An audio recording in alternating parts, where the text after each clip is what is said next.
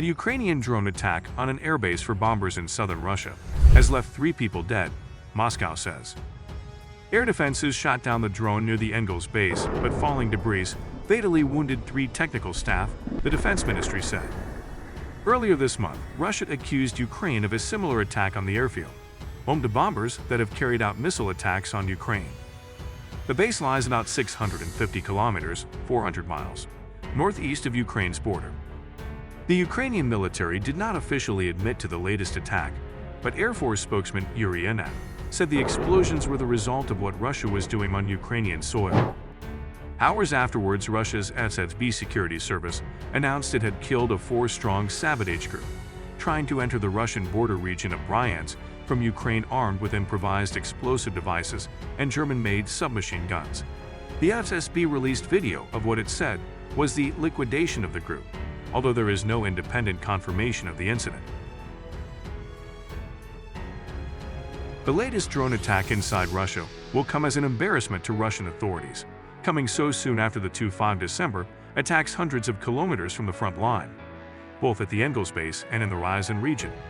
At the time, Russia also blamed falling debris for the deaths of 3 servicemen and what it described as light damage to 2 aircraft.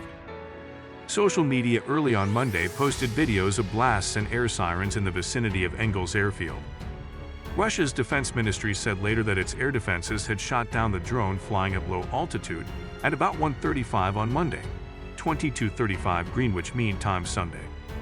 Saratov Governor Roman Busargin expressed his condolences to the men's families and friends and said there was absolutely no threat to residents in the town of Engels itself.